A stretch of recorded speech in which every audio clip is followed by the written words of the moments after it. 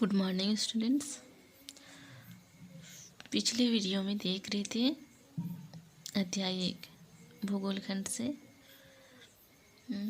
तो अध्याय 1 में है संसाधन, उसके बारे में हम लोग पढ़ चुके हैं। हम देखेंगे अध्याय 2 भूमि, मृदा, जल, प्राकृतिक, वनस्पति और वन्य जीवन संसाधन। इन सब के बारे में हम लोग लेसन 2 में अध्ययन करेंगे। आइए स्टार्ट करते हैं। अध्याय 2 भूमि, मृदा, जल, प्राकृतिक, वनस्पति और वन्य जीव संसाधन। इन सब के बारे में हम लोग यहाँ अध्ययन करेंगे। भूमि आप लोग जानते ही हैं, मृदा भी आप लोग को पता है, जल भी, प्राकृतिक, वनस्पति। तो बच्चों हम लोग देखेंगे मृदा के बारे में, है ना। तो मृदा किसे कहते हैं, बोलने से क्या आंसर मिलेगा?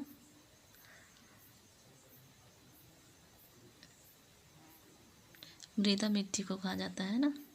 तो बोलना चाहिए पृथ्वी के ऊपरी भाग में, है ना, जो ऊपरी भाग जो पतली परत है, तो वह क्या है, उपजाऊपन मिट्टी पाई जाती है, वही क्या है, मृदा है। उसके नीचे तो मिट्टी के नीचे क्या पाई जाती है, बंजर भूमि, है ना। वहाँ मिट्टी पाई जाती है लेकिन फसल उगाने लायक नहीं रहता है। उसके बाद हम लोग क्या देखेंगे, जल, प्राकृतिक वनस्पति। प्राकृतिक वनस्पति के बारे में भी यहाँ पढ़ेंगे।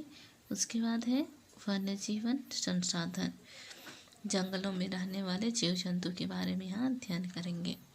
तो आइए यहाँ देखते हैं हम लोग। तंजानिया अफ्रीका के एक छोटे गांव में मांबा पानी लाने के लिए प्रातः शीघ्र उठती है। तंजानिया कहाँ है? अफ्रीका में। तंजानिया अफ्रीका के एक छोटे गांव में मांबा लड़की का नाम है, पानी लाने के लिए प्रातः यानी सुबह जल्दी उठती है।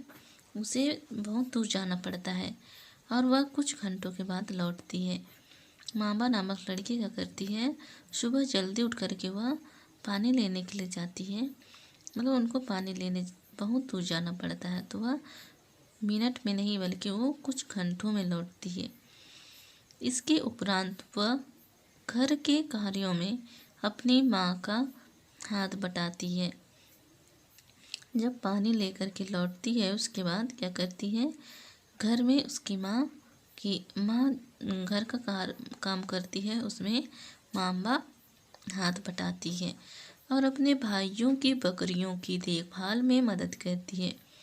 और उसके भाई लोग क्या करते हैं, बकरियों की देखभाल करते हैं, तो मांबा उसमें भी लग जाती है। उसके पूरे परिवार के पास उनकी छोटी झोपड़ी के चारों ओर चट्टानी भूमि का एक भाग है। उसके पूरे परिवार के पास क्या रहती है, एक छोटी सी झोपड़ी के चारों ओर क्या भूमि रहती है, चट्टानी भूमि यानी बंजर भूमि बोलना चाहिए, पथरीली भूमि। मांबा के पिता कठिन परिश्रम के बाद मात्र कुछ मक्का और सेम ही उगा सकते हैं। फिर भी यह उनके परिवार के लिए साल भर के लिए खाने के लिए पर्याप्त नहीं है। मांबा के पिताजी कठिन परिश्रम करने के बाद क्या उगा सकते हैं, मात्र मक्का और सेम। फिर भी यह उनके परिवार के साथ उनके परिवारों को साल भर के लिए खाने के लिए नहीं हो पाता है। पीटर न्यूजीलैंड के भेड़ पालन प्रदेश के मध्यवर्ती भाग में रहता है। पीटर कहाँ रहता है? न्यूजीलैंड के भेड़ पालन प्रदेश के मध्यवर्ती भाग में रहता है, जहाँ उसका परिवार ऊन प्रक्रमण करने का कारखाना चलाता है, ऊन निकालने का काम चलाता है ना। प्रतिदिन जब पीटर स्कूल से लौटता है, वह अपने चाचा को अपनी भेड़ों की देखभाल करते हुए देखता है। उनका भेड़ों का बाड़ा कुछ दूरी पर पहाड़ियों से लगे हुए एक विस्तृत घास के मैदान पर स्थित है। उनका भेड़ों को बांधने के लिए बाड़ा मीन्स भेड़ों को उसमें रखा जाता है, देख रेख किया जाता है ना। कुछ दूरी पर पहाड़ियों से लगे हुए एक विस्तृत घास के मैदान पर स्थित है। वहाँ नवीनतम प्रौद्योगिकी का उपयोग करते हुए एक वैज्ञानिक विधि इसका प्रबंध किया जाता है। वहाँ नवीनतम मतलब एक नया काम बोलना चाहिए। हम लोग पिछले अध्याय में प्रौद्योगिकी के बारे में हम लोग पढ़ चुके हैं, है ना। तो आप लोगों को प्रौद्योगिकी क्या है बोलने से क्या आंसर होगा?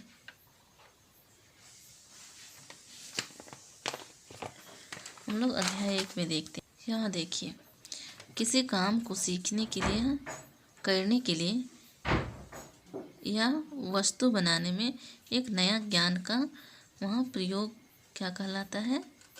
प्रयोग किया गया प्रौद्योगिकी कहलाता है ना। तो यहाँ पर हम लोग देखेंगे अध्याय 2 में वह क्या करता था? नवीनतम नया चीज़ सीखने के लिए प्रौद्योगिकी का उपयोग करते हुए एक वैज्ञानिक विधि से इसका प्रबंध किया जाता था, है ना। पीटर का परिवार कृषि द्वारा सब्जियां भी उगाता है। पीटर का परिवार न केवल भेड़ों को देख रेख करता है, बल्कि वह क्या करता है? पीटर का परिवार जैविक कृषि द्वारा सब्जियां भी उगाता है। माम्बा और पीटर विश्व के 2 विभिन्न स्थानों में रहते हैं। माम्बा और पीटर विश्व के 2 अलग अलग स्थानों पर रहते हैं, अलग अलग जगहों पर रहते हैं और उनके जीवन व्यतीत करने में बहुत अंतर है। यह विभिन्नता भूमि की गुणवत्ता, मृदा, जल, प्राकृतिक वनस्पति, प्राणियों और प्रौद्योगिकी के उपयोग की भिन्नता के कारण है। इन स्थानों का एक दूसरे से भिन्न होने का मुख्य कारण इस प्रकार के संसाधनों की उपलब्धता है। यहाँ देखते हैं हम लोग किस चीज़ के लिए, मतलब पीटर के माम्बा और पीटर विश्व के अलग अलग क्षेत्रों में रहते हैं, तो उनका जीवन व्यतीत करने में अंतर पाया जाता है ना। जैसे हम देखते हैं हमारे इधर अलग अलग जगहों में रहने से क्या होता है? अंतर पाया जाता है ना। उसी प्रकार माम्बा और पीटर के परिवार क्या है? अलग अलग जगहों में रहते हैं। तो जैसे मृदा, जल, प्राकृतिक वनस्पति, प्राणियों और प्रौद्योगिकी के उपयोग की भिन्नता के कारण है। इन स्थानों पर एक दूसरे से भिन्न होने का भी मुख्य कारण इस प्रकार संसाधनों की उपलब्धता है। यहाँ देखते हैं विश्व की 90% जनसंख्या भूमि क्षेत्र के 30% भाग पर ही रहती है। शेष 70% भूमि पर या तो विरल जनसंख्या है या वह निर्जन है। मतलब हम लोग देखते हैं विश्व की 90% जनसंख्या भूमि क्षेत्र के 30% भाग पर ही रहती है। जनसंख्या कितने भाग पर रहती है? 30%। और 70% क्षेत्र में क्या रहती है? मतलब विरल जनसंख्या, यानी बहुत कम, मतलब नहीं, जनसंख्या ही वहाँ नहीं रहती, बल्कि वह कैसी है? निर्जन है, सुनसान है। तो हम लोग देखते हैं 70% भूमि पर क्या रहती है? पानी ही पानी दिखाई देता है हमारे भारत में, है ना। और बाकी 30% में क्या है? जनसंख्या है, लोगों की भीड़ ही है ना। आगे देखते हैं हम लोग। अब देखेंगे भूमि। बच्चों, भूमि के बारे में यहाँ पढ़ेंगे हम लोग। सभी महत्वपूर्ण प्राकृतिक संसाधनों में भूमि भी शामिल है। प्राकृतिक संसाधनों में भूमि भी शामिल है। भूपृष्ठ के कुल क्षेत्रफल का लगभग 30% भाग भूमि है। यही नहीं, इस थोड़ी से क्षेत्रफल का भाग 30% भाग पर भूमि है। यही नहीं, इस थोड़े से प्रतिशत के भी सभी भाग आवासीय योग्य नहीं हैं। यहाँ बोला जा रहा है कि इस भूमि पर क्षेत्रफल का लगभग कितने भाग भूमि है, 30%।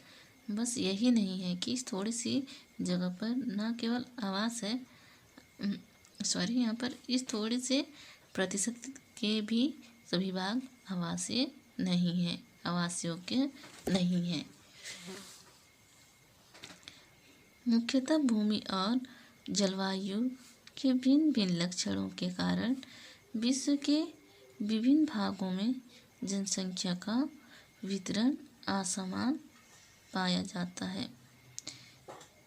मुख्यतः भूमि और जलवायु में भी अलग अलग लक्षण के कारण विश्व के विभिन्न भागों में जनसंख्या का वितरण मतलब सेम नहीं है, अलग अलग है ना।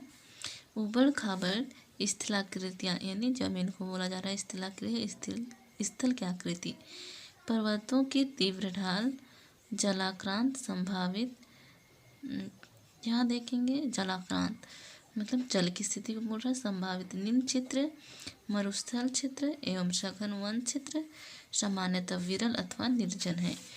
जहाँ क्या बोल रहे हैं यहाँ पर, मरुस्थल क्षेत्र एवं सघन वन क्षेत्र सामान्यतः विरल अथवा निर्जन है। जैसे मरुस्थल में सुनसान, क्योंकि वहाँ पानी की भी समस्या पाई जाती है। उर्वर मैदानों और नदी घाटियों में कृषि के लिए उपयुक्त भूमि उपलब्ध है, इसलिए ये स्थान विश्व के सघन बसे हुए क्षेत्र हैं। उर्वर यानी रासायनिक खाद है ना, तो मैदानों और नदी घाटियों के लिए मतलब उपजाऊ मिट्टी बोलना चाहिए। मैदानों और नदी घाटियों में कृषि के लिए उपयुक्त भूमि उपलब्ध है, इसलिए ये स्थान विश्व के सघन बसे क्षेत्र हैं। भूमि उपयोग। भूमि का उपयोग विभिन्न कार्यों के लिए किया जाता है, जैसे कृषि, वानिकी, खनन, सड़कों और उद्योगों की स्थापना। साधारणतः इसे भूमि उपयोग कहते हैं। यहाँ देखिए क्वेश्चन बन रहा है आप लोगों का, भूमि का उपयोग विभिन्न कार्यों के लिए हम करते हैं, जैसे किस किस के लिए, कृषि हो गया, वानिकी, खनन, वानिकी मतलब देखते हैं हम लोग कुछ कार्य करने में है ना, जैसे दीवार उठाने में हो गया और भी अनेक कार्य हैं, उन सब के लिए। खनन खोदना, सड़कों और उद्योगों की स्थापना। साधारणतः इसे क्या कहा जाता है, भूमि उपयोग कहते हैं। क्या इस चित्र में आप भूमि के कितने उपयोग पहचान सकते हैं, यहाँ के लिए है ना, चयनित देशों में भूमि उपयोग। यहाँ देखते हैं हम लोग, ऑस्ट्रेलिया में फसल भूमि 6, चारागाह, वन, अन्य उपयोगी, ब्राज़ील, ये सब के बारे में यहाँ दिया गया है।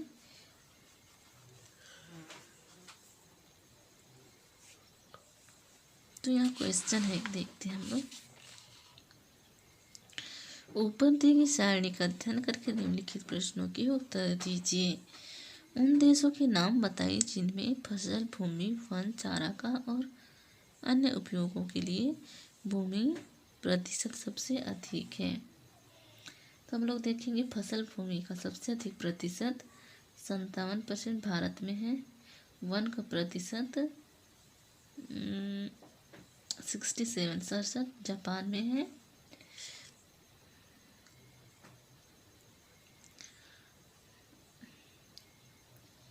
और चारागाह भूमि का प्रतिशत 56 ऑस्ट्रेलिया में है।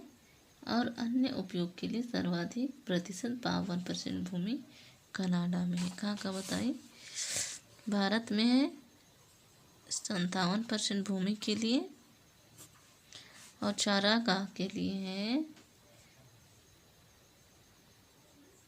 ऑस्ट्रेलिया में है ना, ऑस्ट्रेलिया के लिए है। और वन क्षेत्र कहाँ पर है, ये देखिए जापान में है ना, ये रहा जापान। और अन्य उपयोगी क्षेत्र में है कनाडा। ये हो गया, इसका आंसर मिल गया। इन देशों के भूमि उपयोग प्रतिरूपों और संभावित आर्थिक क्रियाकलापों में आप किस प्रकार संबंध स्थापित करेंगे?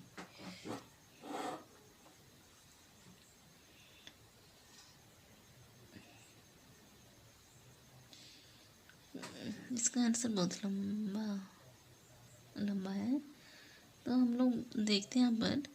इन देशों के भूमि उपयोग प्रतिरूपों में संभावित आर्थिक क्रियाओं का आप किस प्रकार संबंध स्थापित करते हैं? बोला था कि भारत में अधिकतर लोग क्या करते हैं, कृषि करते हैं, उससे संबंधित कार्यों में कार्यरत है ना। और ऑस्ट्रेलिया में करते हैं लोग पशुपालन और अन्य संबंधित कार्यों में संलग्न हैं। अब देखेंगे हम लोग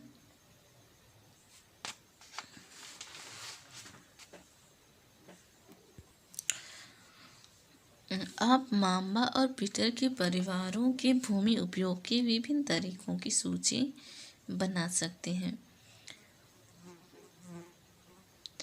भूमि का उपयोग भौतिक कारकों द्वारा निर्धारित किया जाता है, जैसे स्थलाकृति, मृदा, जलवायु, खनिज और जल की उपलब्धता। मानवीय कारक जैसे जनसंख्या और प्रौद्योगिकी की भूमि उपयोग प्रतिरूप के महत्वपूर्ण निर्धारक हैं। मानवीय कारक बोल रहा है यहाँ से, जनसंख्या और प्रौद्योगिकी भी भूमि उपयोग प्रतिरूप के महत्वपूर्ण कारक है। भूमि उपयोग प्रतिरूप है ना, प्रतिरूप के महत्वपूर्ण मतलब जैसे यहाँ मानवीय कारक क्या है, जनसंख्या और प्रौद्योगिकी। जैसे जनसंख्या के आधार पर क्या किया जाता है, बड़ी सिटी में अधिकतर काम मिलता है, नया काम मिलता है ना, वही है। उसी के आधार पर भूमि उपयोग महत्वपूर्ण निर्धारण किया जाता है। स्वामित्व के आधार पर भूमि को निजी भूमि और सामुदायिक भूमि में बांटा जा सकता है।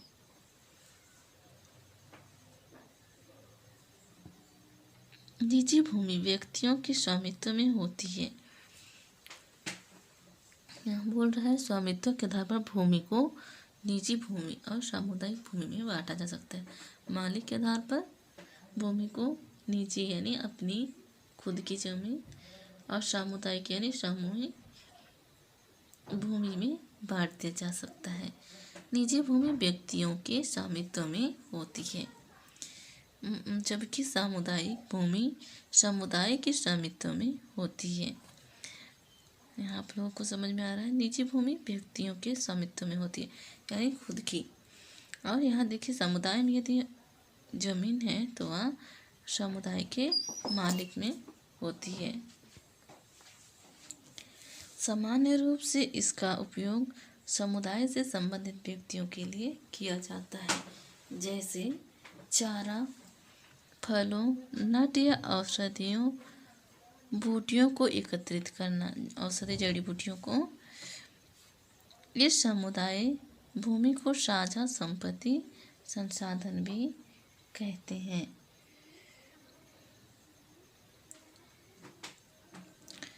जनसंख्या और उसकी मांग सदैव बढ़ती रहती है। जनसंख्या की मांग क्या होती रहती है, हमेशा बढ़ती रहती है, लेकिन भूमि की उपलब्धता सीमित है। स्थान के अनुसार भूमि की गुणवत्ता में अंतर होता है। लोगों ने सामुदायिक भूमि पर व्यापारिक क्षेत्र बनाने, नगरीय क्षेत्रों में घर बनाने और ग्रामीण क्षेत्रों में कृषि योग्य भूमि का विस्तार करने के लिए अनधिकृत हस्तक्षेप करना शुरू कर दिया है। यहाँ देखते हैं लोगों ने सामुदायिक भूमि यानी समुदाय यानी समूह में भूमि बोलना चाहिए, पर व्यापारिक क्षेत्र बनाने यानी बिजनेस के काम स्टार्ट करने, तो नगरीय क्षेत्रों में घर बनाने और ग्रामीण क्षेत्रों में कृषि की भूमि का विस्तार करने के लिए, नगरीय क्षेत्र में अपना घर बनाने और ग्रामीण क्षेत्रों के लिए क्या के लिए, कृषि के लिए विस्तार करने के लिए अनधिकृत हस्तक्षेप करना शुरू कर दिया है। मतलब वहाँ जमीन अपना वहाँ रहना स्टार्ट कर दिया। जैसे नगरों में अपना घर और ग्रामीण क्षेत्रों में कृषि करना, है ना। आज भूमि उपयोग प्रतिरूप में व्यापक परिवर्तन हमारे समाज में सांस्कृतिक परिवर्तनों को दर्शाते हैं। तो आज भूमि उपयोग प्रतिरूप में, यानी बोलना चाहिए अलग अलग क्षेत्रों में, है ना। तो यह व्यापक परिवर्तन हमारे समाज में सांस्कृतिक परिवर्तन को दर्शा रहे हैं। यहाँ देख लेते हैं हम लोग।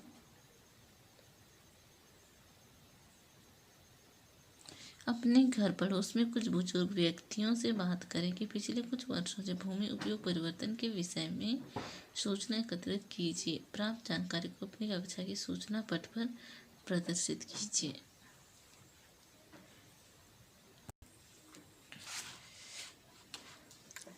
वर्तमान में कृषि और निर्माण संबंधी गतिविधियों के प्रसार के कारण निम्नलिखित भूस्खलन, मृदापर्दन, मरुस्थलीकरण पर्यावरण के लिए प्रमुख खतरा है। भूस्खलन नीचे पढ़ेंगे हम लोग। मृदापर्दन, मृदा का कटाव, है ना। मरुस्थलीकरण, मरुस्थल क्षेत्रों में पर्यावरण के लिए प्रमुख क्या हो गया है, खतरा है। भूमि संसाधन का संरक्षण, बढ़ती जनसंख्या तथा इसकी बढ़ती मांगों के कारण वन भूमि और कृषि योग्य भूमि का बड़े पैमाने पर विनाश हुआ है। बढ़ती जनसंख्या तथा बढ़ती मांगों के कारण भूमि और कृषि योग्य भूमि का बड़े पैमाने पर विनाश हुआ है। इससे इस प्राकृतिक संसाधन के समाप्त होने का डर पैदा हो गया है।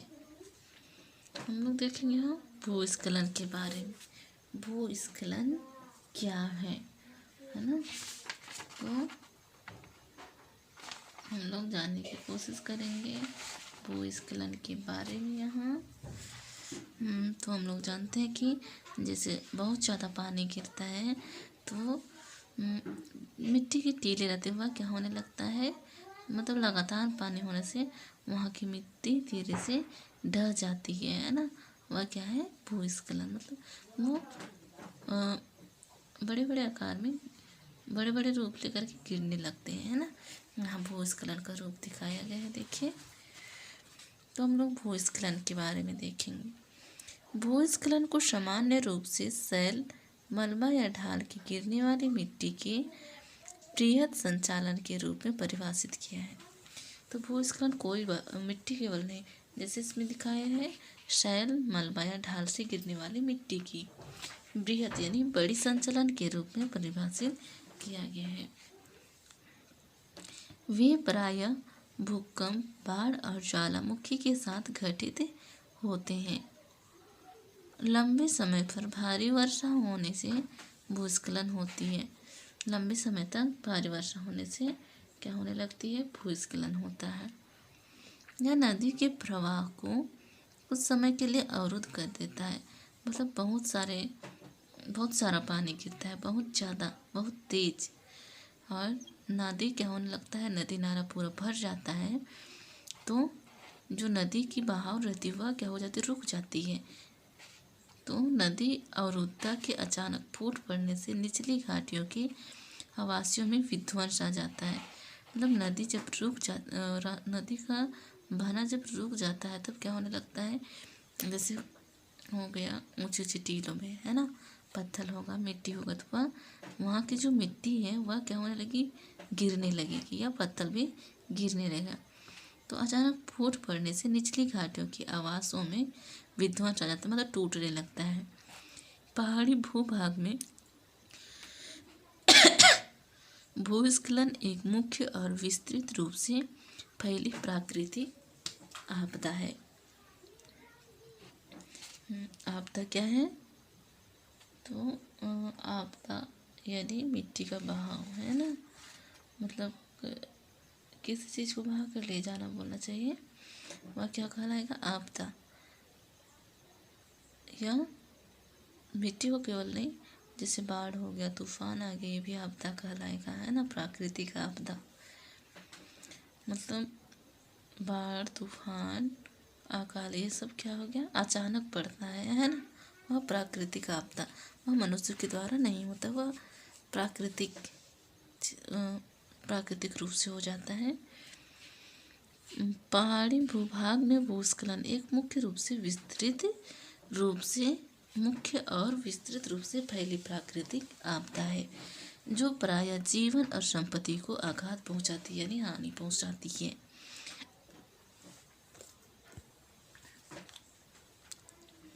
और चिंता का मुख्य विषय है। एक वस्तु स्थिति अध्ययन देखेंगे यहाँ पर, वस्तु स्थिति का अध्ययन। हिमाचल प्रदेश के किन्नौर जिले में रेकांग पिओ के निकट पंजे गांव में बड़े भूस्खलन के कारण राष्ट्रीय महामार्ग 22 की पुरानी हिंदुस्तान तिब्बत सड़क का 200 मीटर का भाग क्या हो गया है, नष्ट हो गया है। कहाँ का देखते हैं, हिमाचल प्रदेश के किन्नौर जिले में रेकांग पिओ के निकट पंजे गांव में बड़े भूस्खलन के कारण राष्ट्रीय महामार्ग 22 की पुरानी हिंदुस्तान तिब्बत मार्ग का 200 मीटर का भाग नष्ट हो गया है। क्यों? भूस्खलन के कारण, है ना। यह भूस्खलन पंजी गांव में तीव्र विस्फोटन द्वारा हुआ था। विस्फोटन के कारण ढाल का यह कमजोर क्षेत्र नीचे गिर गया, जिसके कारण सड़क और गांव के आसपास के क्षेत्रों को क्या हुआ, क्षति पहुंची। पंजी गांव को किसी संभावित मानव विनाश से बचाने के लिए पूर्ण रूप से खाली करा दिया गया था। वहाँ जब भूस्खलन होने लगा था तब क्या हो गया, वहाँ के लोगों को बचाने के लिए उस गांव को पूरी तरह से खाली करा दिया गया था। किस गांव को? पंजी गांव को, है ना। न्यूनीकरण क्रियाविधि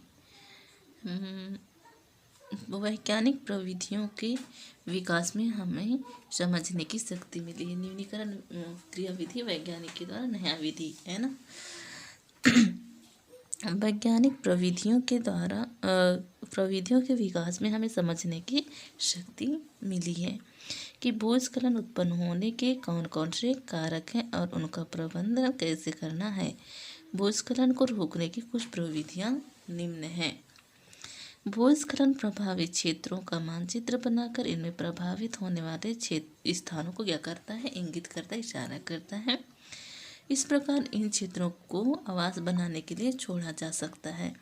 मतलब भूस्खलन प्रभावित क्षेत्र में मानचित्र बनाकर उस जगह को खाली छोड़ दिया जाता है, जिससे वह आवास बनाने के लिए छोड़ दिया जाता है जगह।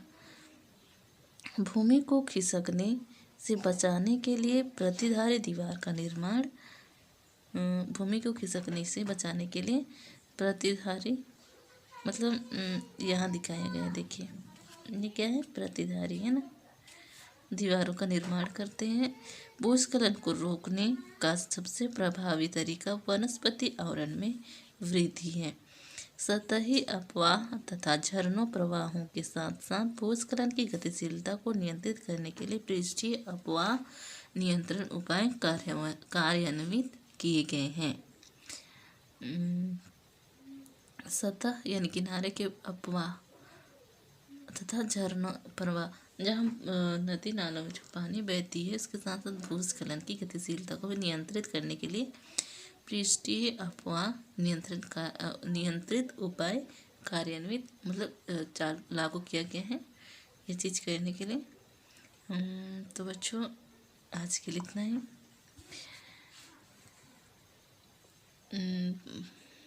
आप लोगों के लिए होमवर्क दिया जा रहा है, बाकी बच्चे उसको अगले दिन देखेंगे।